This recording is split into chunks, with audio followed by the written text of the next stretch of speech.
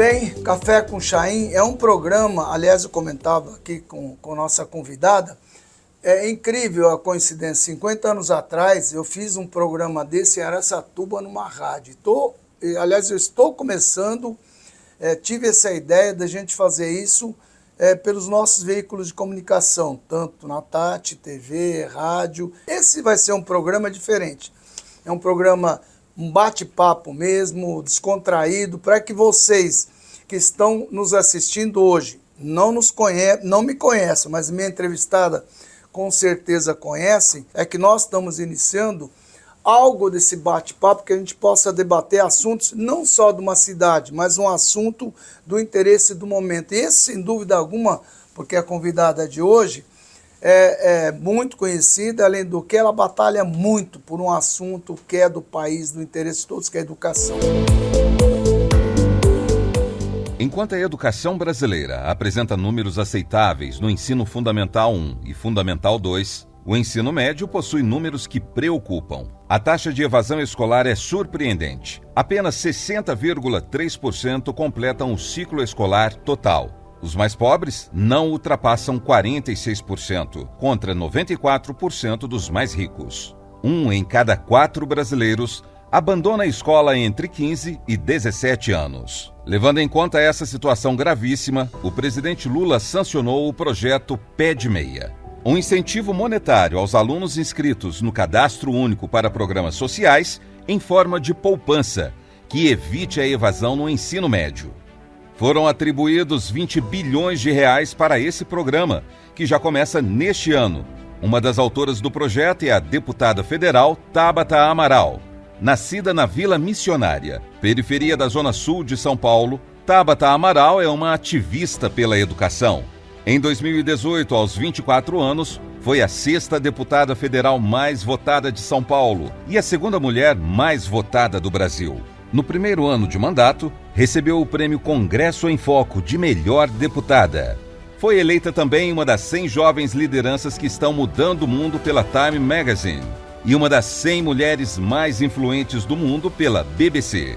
Tabata Amaral é deputada federal pelo PSB de São Paulo e tem como pilares do mandato a educação, o direito das mulheres, inovação política, saúde mental, meio ambiente e combate às desigualdades. Muito obrigado, deputada está aqui comigo hoje. Convidei para a gente estar inaugurando o programa Papo Chaim. Nós fizemos um Xalita, mas foi só em Ribeirão Preto. A ideia, nós fizemos em Ribeirão, mas a ideia é colocar em toda a rede Tati. Obrigado pela tua presença, viu? Chaim, um prazer conversar contigo. Muito obrigada a todos que nos acompanham. Obrigada pelo convite. Que honra estrear. E eu queria só dizer que a comida é de verdade. Já começa a abrir. Bem animada também. Vamos começar a comer. Pode começar a abrir isso daí. Né? Vou botar o café. É isso aí. Muito obrigado. Bom, de qualquer maneira, eu fiz questão que esse programa fosse a estreia, Tata, porque é um assunto de educação, naturalmente, é minha área, né? 50 anos lidando com educação, comunicação. E esse é um programa que me chamou muita atenção, né? Quando eu soube que você, que foi a autora, eu achei uma coisa fantástica. Qual a finalidade? Primeiro que chama Pé de Meia, né? Como é que é essa história Pé de Meia? O que é esse programa? Me explica sobre esse programa. Claro, primeiro dizer que o Pé de Meia é a nossa poupança ensino médio. Esse é o nome de um programa que eu tive a honra de apresentar o projeto 3 anos atrás. Foi uma batalha. 3 anos atrás? 3 anos atrás. Demora então foi na época do governo anterior? Foi. A gente conseguiu aprovar a urgência desse projeto na Câmara, ainda no governo Bolsonaro. Uhum. Veio a mudança de governo, a nossa articulação continuou. Aprovamos o projeto na Câmara, aprovamos no Senado. O presidente Lula sancionou o projeto, assinou e ele começa a valer já em março desse ano. O que é esse programa, esse projeto? Ele vem para responder a um dos maiores problemas da educação que você conhece, Chaim, que é a evasão ou abandono escolar. A gente sabe que, infelizmente, muitos jovens no Brasil chegam no ensino médio ou até um pouco antes, se veem numa situação de ter que escolher entre trabalhar e levar um prato de comida para casa, levar o pão para casa, ou poder continuar seus estudos, apostar numa faculdade, continuar sonhando. E aí, quando veio a pandemia, os números de evasão e abandono escolar começaram a crescer muito rápido. Foi nesse contexto que eu apresentei o projeto. No período noturno ou no período diurno? Qual é o período Todo. específico? Em todo, mesmo quem está no diurno? Exato. A gente tem a evasão começando no 9º ano, no ensino fundamental no 9º ainda. ano já. Ela se aprofunda no ensino médio, ela é maior na educação noturna, ela é maior entre os jovens mais pobres, mas ela é um problema de todo o ensino médio brasileiro. E aí, da onde que tive essa ideia, né? Por que essa proposta? Eu comecei a olhar para o mundo. Como é que o mundo lida com evasão, com abandono escolar? Como que a gente pode enfrentar? E eu comecei a ver que tinha estudos de diferentes locais do mundo apontando essa solução da poupança em ensino médio. Que aí foi o que a gente traduziu e aprovou aqui no Brasil. Como é que funciona? O jovem, ele vai ter acesso durante o ano letivo, então entre fevereiro e novembro, por exemplo, a R$200 por mês. A R$200 por mês. Exato. Então, nós estamos falando... Toma um café, né? Deixa eu só contar. Nós estamos falando em R$2.400 por ano, é isso, né? São 12 meses. São os 10 meses letivos. 10 meses letivos, então R$2.000 por ano. O programa funciona em duas alavancas, duas partes. A primeira é essa, para que os R$200? Comprar um lanche, pagar uma passagem, se manter ali no dia a dia. Então é para ele poder investir nele mesmo, comprar, como você mesma diz, um lanche. Mas na escola pública já não tem lanche, essas coisas? Esse é um debate à parte. A gente tem muitos problemas na merenda escolar ainda. Então não tem ainda. E a gente sabe que muitos jovens só conseguem se alimentar direito na escola e é por isso que a gente tem que lutar tanto para a comida da escola ser boa, de qualidade. Quando a Tabata fala com relação à merenda escolar, e aí ela fala de ensino médio, não tanto, mas o problema consiste mais lá embaixo, né?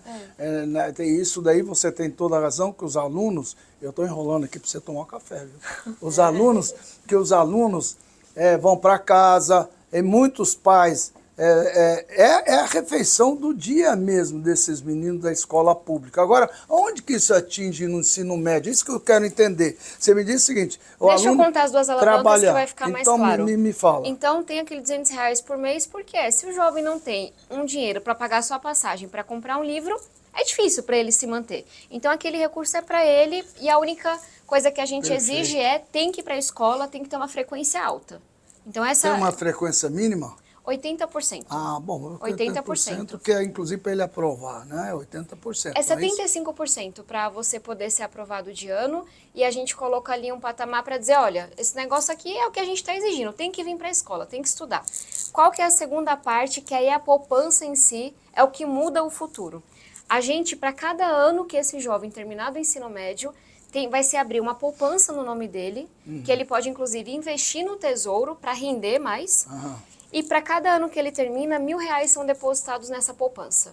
Ele não pode acessar até terminar tudo. Cada ano... No ensino médio. Eu já estou um pouco confuso. Você está me dizendo o seguinte, ele pode pegar esse dinheiro para ele pagar passagem... É por isso que eu falei que são duas coisas e é importante separar. Isso, me explica. A gente tem o recurso mensal que chega até ele, R$200 por mês. Esse é o mensal? Esse é o mensal, é um valor menor. É para ele pagar a passagem, dia a dia, tudo, comer o lanche, alguma coisa que não tiver, é isso. Para garantir que ele está indo para a escola. E no final e tem uma poupança... Aí tem uma segunda parte que é separada. Para cada ano que ele termina, R$1.000 é depositado em uma poupança. Entendi. Então, terminou o primeiro ano, R$1.000. Terminou o segundo, mais R$1.000. Terminou o terceiro, mais R$1.000. Fez o Enem, se inscreveu no vestibular... Tem um recurso adicional que está calculando para ver quanto que vai ser, mas vai ter um incentivo. Terminei meu ensino médio. Aí sim, posso sacar os R$3.000, que vai ser muito mais, inclusive se ele investir no tesouro, porque vai estar rendendo. Fala para ele investir em outro lugar. Tesouro não vai, vamos lá. Mas tem que investir esse recurso, não deixar parado. Claro. E aí, para que esse jovem vai usar esses R$3.000, R$4.000, R$5.000 que vai estar lá? Que ele foi acumulando. Que para ele é importante. Que para ele... Porque parece, gente, que é pouco. Não é não. Para um menino desse, pode ajudá-lo comprar um computador, comprar alguma coisa. Isso. Terminou o ensino médio, se ele quiser usar aquele dinheiro para se manter na faculdade, ele pode. Tem isso também, para pagar um curso técnico, ele pode. Para começar um pequeno negócio, ele pode também. Se manter na faculdade, se ele entrar numa pública, não paga, né? E a privada, que normalmente é uma escola pública, tem o ProUni, né?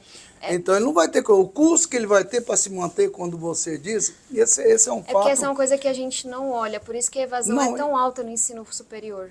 É isso que eu ia dizer, porque ele não consegue, inclusive, se manter com material, se ele for fazer uma medicina, passagem. Há diversos projetos aí, inclusive um deles, desse eu ajudo, para alunos que estão em escolas privadas, né, no caso dos alunos da Estácio, que por coincidência faz parte,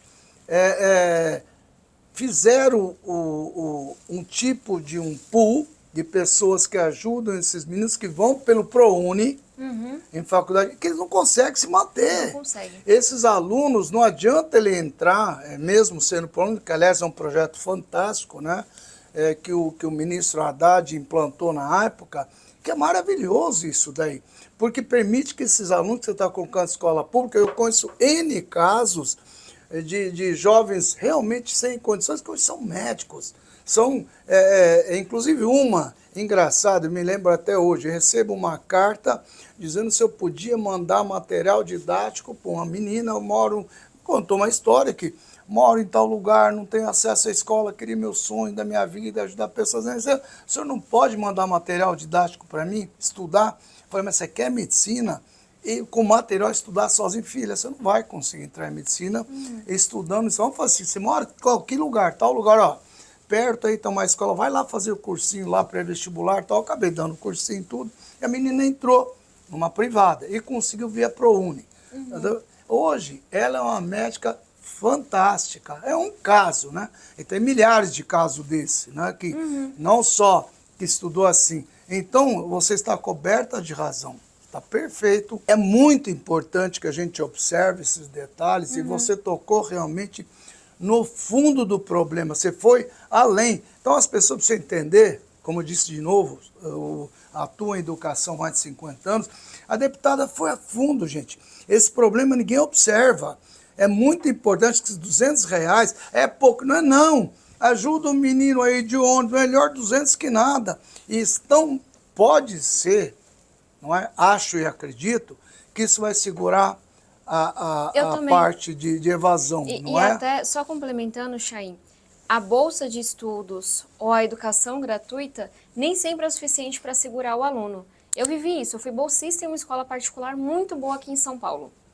Chegou na metade do ensino médio, meu pai tinha algumas doenças na dependência química que não eram compreendidas, então ele não conseguia tratamento, meu pai foi afastado do trabalho. Chegou uma hora que a gente estava sem dinheiro para passagem, para o meu lanche, para absolutamente nada. E eu considerei desistir do ensino médio. Foram meus professores que viram o que estava acontecendo, se reuniram e começaram, a partir do segundo ano, a pagar meu almoço, meu transporte, meus livros, tudo que eu precisava para estudar. Se não fossem os meus professores, eu não estaria aqui hoje. Eu não teria terminado o ensino médio, eu não teria ido para a faculdade. Então eu trago isso porque eu sempre fui uma aluna extremamente dedicada e apaixonada pelos estudos, primeira da turma. Mas às vezes, gente, a realidade fala muito mais forte do que a sua vontade, do que o seu sonho. Quantos alunos hoje tem de público hoje no país? Só de escola pública. Quantos alunos tem o país hoje? Nós temos 50 milhões de estudantes a nível Brasil, 80% na rede pública, então eu chutaria que quase 40 milhões de alunos. Pois gente, 40 milhões é maior que esses países. Então, na verdade, não é fácil você conseguir administrar um negócio. Tem aluno, por exemplo, em Manaus, você sabe disso, que vão de barco para estudar, né? Que vão, muitos que moram em periferia e tal. Essa atitude do governo, eu acho muito boa, acho válida, não é? Acho que realmente é uma tentativa, tem que fazer, porque se a evasão não tem sentido não ficar investindo dinheiro, muito dinheiro, não é? Hoje, qual é o percentual da receita do país que é investido em educação? Nos municípios... De 5% a nível Brasil, mas da renda dos municípios, 25%. 25%, que é uma renda alta. Então, não adianta você investir uma sala com 5 alunos, 10 alunos, 15 alunos. Na privada você junta e se vira, o que você não consegue fazer isso na pública. Então, uma atitude dessa eu acho que é muito válida, apoio, parabéns, viu, por essa atitude aí. E a gente aprender a desenhar política pública não da nossa cabeça, não do que a gente acha que dá certo. Tem que olhar os estudos, quanto vai custar Quanto que custaria não fazer essa política pública? Qual que é o retorno? Ela funciona? Ela já foi testada? Então, quando eu digo que esse projeto vai mudar o futuro do nosso país sem exagero, porque são histórias como essa que você contou, histórias como a que eu vivi com a educação, sendo multiplicadas aos milhões. Mas tem muitas Isso muda histórias o país. nesse sentido. Muda Eu o acho país. que. Agora vem cá, quais são os outros caminhos para evitar a evasão escolar e como melhorar a educação pública? Vou tentar não me alongar, mas trazer aqui 5 pontos que eu acho que se complementam a esse. O primeiro, a gente tem que investir em primeira infância. Isso já foi de tantas vezes que virou clichê, mas na prática a gente ainda não faz bem isso. Colocar todo mundo na escola, colocar na creche e garantir que a educação que está sendo ofertada é de qualidade. Porque é na primeira infância que a gente tem a sinapse se formando, o cérebro da criança se desenvolvendo, é ali que a gente tem que investir primeiro. Segundo ponto, a alfabetização. Gostando, hein? Essa psicologia está sendo boa, hein? Você está falando. Olha só, Eu sou hein? cientista. Tô vendo, cientista. Formada em astrofísica, nada a ver boa. com neurologia, mas tá tudo bem. Formado em o quê? Em astrofísica. É mesmo? Coisa mas bacana. a gente desenrola nas diferentes Tá áreas. certo. Segunda coisa, a alfabetização. Estava lendo inclusive uma matéria mais cedo. A gente ainda tem um tanto de jovens que chegam no ensino médio sem estarem plenamente alfabetizados. É isso. E ainda mais agora pós-pandemia aí. Exato. Piorou. Aqui em São Paulo, Porque a eu ia gente não até fazer uma alfabetiza pergunta na metade idade sequência. certa. Só para concluir aqui o raciocínio, não adianta de nada você só querer atuar lá na frente se você não alfabetizou direito. Terceiro ponto, formação e valorização de professores. O professor é o fator mais importante de uma escola. Se a gente não rever a formação inicial, não rever a formação continuada, não apoiar, esse negócio também não vira. Quarto ponto, escola em tempo integral, que inclusive vai ser mais possível com a poupança em ensino médio. É a gente ter pelo menos 7 horas de aula, uma formação com esporte, cultura, com tecnologia, formar esse jovem para a vida e se ele está recebendo esse recurso mensal e a poupança anual, ele tem mais condições de se dedicar aos estudos dele. Quinto ponto, ensino técnico. Eu aposto muito no ensino técnico como uma alavanca para o nosso Brasil. 80% dos jovens Por que nunca dizem... decolou esse ensino técnico Quem tem até hoje, hein? preconceito. Porque a gente tem de um lado quem não valoriza a educação, não quer nem saber, e tem de outro alguém que só olha para a faculdade e não consegue ver que ensino técnico e faculdade se complementam. Meu irmão fez 2 formações técnicas antes de entrar numa faculdade pública e essas formações técnicas foram fundamentais, inclusive, para ele poder passar no vestibular. A gente não tem que ficar com essa visão de, faculdade é para rico, técnico é para pobre. Porque o pobre hoje não está nem terminando o ensino médio. A gente tem que garantir que vai ter técnico e faculdade para quem quer, que quem fez ensino técnico vai poder fazer uma graduação depois se quiser e que o mais importante é todo mundo continuar estudando. 80% dos jovens querem fazer ensino técnico, mas só 10% têm acesso ao ensino técnico no Brasil. Então, eu tentei resumir aqui em 5 pontos para não me alongar, mas são 5 coisas que são simples, são óbvias, dá trabalho para fazer, mas são óbvias, que eu acho que se somadas à poupança e ensino médio, podem colocar o Brasil na ponta do mundo. A gente não deve competir com, a gente quer, enfim, colocar todo mundo na escola. Show, precisamos, é o primeiro passo. Mas essa escola tem que ser de qualidade, tem que alfabetizar todo mundo, tem que ter ensino técnico, tem que ter cultura, tem que ter esporte. E isso a gente dá conta de fazer. Tem 2 assuntos aí que eu... Primeiro, a gente considera que a escola no Brasil não é atrativa, principalmente para os alunos que querem. Porque para o aluno acordar cedo, ele tem que ter o prazer em ir na escola, né? Quem tem filho sabe disso. Tem locais que as crianças tem que ter motivo. Por que ela não é atrativa, assim, principalmente dessa que você está citando? Você acha que dando esse projeto pode atrair por questões financeiras ou por melhorar a qualidade, para ele ter prazer em ir lá? Imagina 7 horas, você ficar lá sentado. Não é fácil, nós estamos aqui ficando 40 minutos, já estamos se coçando. Imagina 7 horas. O cara tem que ter prazer, não é? Apesar de um prazer estar aqui conversando com você, né? Já vale Obrigada, Chay. Eu acho que são as 2 coisas. Tem uma questão do contexto, da realidade, que a gente não pode ignorar. Minha mãe largou os estudos porque engravidou, não teve nenhum apoio. Meu pai largou mais cedo ainda no ensino fundamental porque tinha que trabalhar. Hoje a escola, ela tá perdendo na competição. Então tá ligada à economia, tá ligada ligada às pessoas estarem bem. Não situação é só isso. financeira dá condições para o filho poder estudar isso. Situação financeira, a segurança do local. Enquanto o crime for mais vantajoso, for mais atrativo do que a educação, a gente vai continuar perdendo essa batalha. Então, o contexto importa, o que acontece fora da escola importa. Acho que esse é um ponto. Mas o que acontece dentro também importa isso, muito. Porque não é atrativo. Essa é a pergunta. E como é que a gente faz ser atrativo? Quando eu falo da educação em tempo integral, eu digo que é só a gente... Esporte, teatro... Exato. Eu, como criança pobre, meu sonho era fazer balé, natação e judô. Eu tinha que chegar em casa, lavar a louça, arrumar a casa, cozinhar, trabalhar. Esse jovem, se ele tiver ali uma aula de teatro, uma aula de basquete, se ele tiver a possibilidade de fazer uma optacional de podcast, se ele tiver uma formação forte em tecnologia, ele vai querer estar na escola.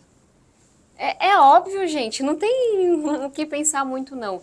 Então, quando eu falo que a escola em tempo integral vai ter condições reais de chegar na ponta com a poupança ensino médio, eu sei que essa escola vai ser muito mais atrativa. Transformar a escola no desejo. E aí eu volto a dizer, tem o que acontece fora, mas tem o que acontece dentro. Eu acho que a gente tem que atuar nas duas coisas. Agora deixa eu te perguntar uma coisa aqui que está me chamando muita atenção. Tem esse novo ensino médio, foi muito criticado, né?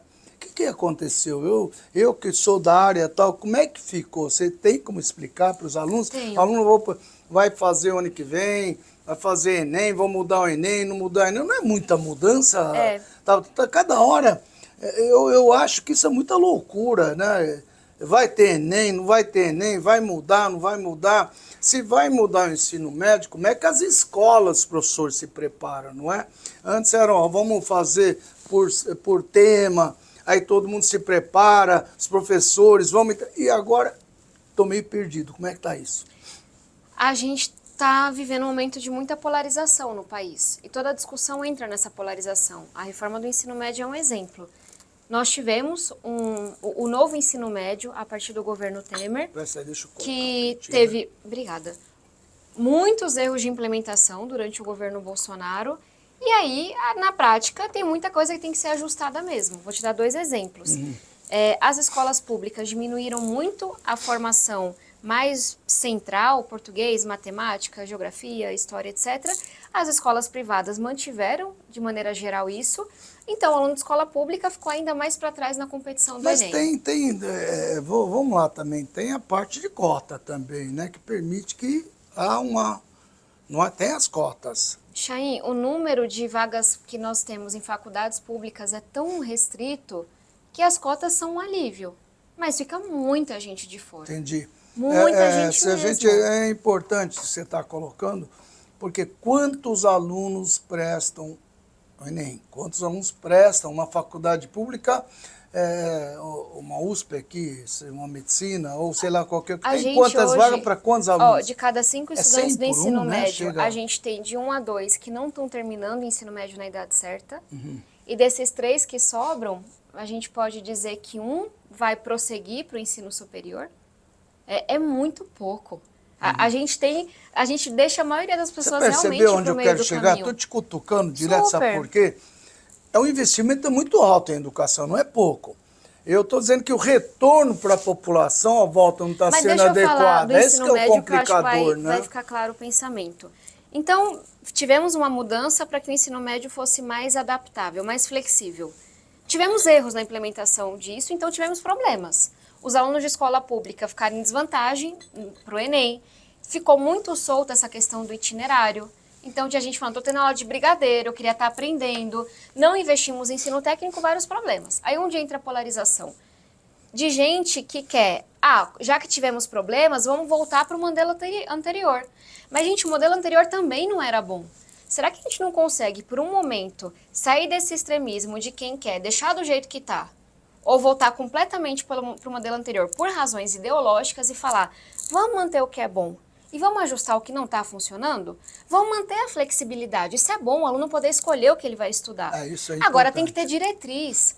Mas a gente tem um comprometimento com o MEC de agora em fevereiro reformular a proposta do ensino médio e tentar achar esse meio do caminho. Esse é o meu compromisso. Nem 8, nem 80. A gente vai fazer o que for bom para os jovens. E aí eu concordo com você, tem muita mudança. Tem uma provocação que eu coloquei essa proposta no texto, que é, se não mudar o Enem, não adianta mudar o currículo do ensino médio. Agora, porque vão continuar formando para o que está no Enem. Para a gente encerrar, para quem está nos vendo, nos ouvindo e assim por diante, para que o nosso pessoal que está nos vendo, que eles podem esperar? Quando começa isso? Isso entra em prática? Para que o pai possa... Esse ano já tem isso? A poupança ensino médio vai ser implementada em março. Já em março agora? Em março. Uhum. Então, a partir de março, as pessoas podem já perguntar na escola. Eu vou estar sempre colocando então, todas as datas nas minhas redes sociais. Presta atenção que ele está falando. Vai lá, Tabata Amaral SP, a gente vai colocar tudo. Pergunte na escola, pergunte para a professora. A partir de março, já vai começar o programa. No Brasil todo? No Brasil todo. Tá. Com esse recurso mensal e também com o depósito ao final de cada ano na poupança ensino médio. Fiquem muito atentos. O programa é voltado para as famílias que estão no Cade Único, que são as famílias que mais precisam no nosso Brasil. Sim, é muito importante. A pessoa precisa ter uma renda mínima, não é isso? Sim, aí tem todos os critérios de quem está no Cade Único ou não, mas para quem está nos acompanhando, a coisa mais fácil é, se você não está inscrito, procure a assistência social da sua cidade, veja se você é elegível, veja se seus dados estão todos certinhos, mas quem está no Cade Único e quem está, que é o cadastro único que a gente usa para o Bolsa Família, por exemplo, dentre outras coisas, mas tem que estar no Cade Único e estar na escola pública. São as duas regras. E uma coisa importante, a família que recebe BPC, que é BPC? BPC é voltado, dentre outras coisas, para as famílias que têm pessoas com deficiência. Ah, tá bom. Então, se você recebe BPC, alguém na família com deficiência sabe o que é esse benefício, você pode receber a poupança ensino médio. Um não vai atrapalhar o outro, porque o que eu quero também é que alunos com deficiência se formem no ensino médio, vão para a faculdade, não é para excluir ninguém. Claro, é muito importante isso. Ainda volto a dizer que normalmente dizia que os alunos que chegam nas escolas públicas são os que têm mais condições, porque eles de fato estudam em boas escolas e assim por diante. Basta você ir em qualquer local público e ver o tanto de carro que tem. Acho que com isso pode mudar um pouquinho esse circuito ou não? Eu tenho certeza que sim. Eu brinco que a competição só vai aumentar, porque pensa, se desses 5 alunos aproximando a conta que estão no ensino médio público, 2 estão ficando pelo meio do caminho, a gente sabe que esses 3 aqui estão competindo por uma vaga. Na hora que esses 2 aqui entrarem, a gente que lute para ter mais ensino técnico, mais faculdade, porque a gente vai ter cada vez mais pessoas se formando e sonhando. Que coisa boa. A gente deixa muita gente no meio do caminho e a poupança ensino médio vai mudar isso. Que coisa bacana. Olha, gente, o país inteiro, o mundo inteiro, em muitos locais, mesmo o público, o aluno paga para estudar. Nós não sabemos, inclusive, onde você estudou nos Estados Unidos, né? Tem muitas escolas lá que são pagas por intermédio de FIES, assim por diante, que é feito aqui tudo. Você está tendo oportunidade, você, jovem, que não tem condições, de repente, essa é uma proposta maravilhosa para te colocar dentro do circuito, para te dar condição de você ir para a escola, para você poder pagar o teu lanche, que muita gente vai e passa até fome porque não consegue, e uma oportunidade para você entrar numa bela faculdade, ou de repente você se destacar, de repente até fazer um curso técnico, como a Tabata colocou. Vamos aproveitar isso, porque não é em qualquer lugar. Tem gente que paga hoje para fazer escola, para educação, não é? E tem um monte, né? Se a gente for analisar, você está tendo a oportunidade não só de não pagar, de ainda receber uma poupança para você, quando terminar, poder ser utilizado. Parabéns, Tabata, você é fantástico, muito obrigada. Viu? Foram 3 anos de muita luta, eu estou muito feliz que a poupança ensino médio agora é uma realidade e todo mundo que está nos acompanhando, espalhe essa informação, vá atrás, porque a mensagem é uma só. Apostar em educação sempre vai ser a melhor aposta que uma pessoa pode fazer para o seu futuro. E com as condições que esse programa dá, a gente vai poder, de fato, fazer essa aposta pela educação, fazer essa aposta pelo nosso futuro. Coisa boa, eu quero agradecer, e dizer que estou muito feliz, maravilhoso um programa desse. E vamos repetir se necessário for. É o primeiro programa, se realmente vocês, aprovarem, a gente vai dizer, não vamos ter, presença assim tão influente, tão importante de alguém preocupado com a educação, Mas, enfim, nós traremos outros entrevistados que possam trazer benefícios para você que está nos ouvindo. Obrigado e até o próximo Café com Chaim. Um abraço. Muito obrigada, Chaim. Tchau, tchau, pessoal. Foi um prazer.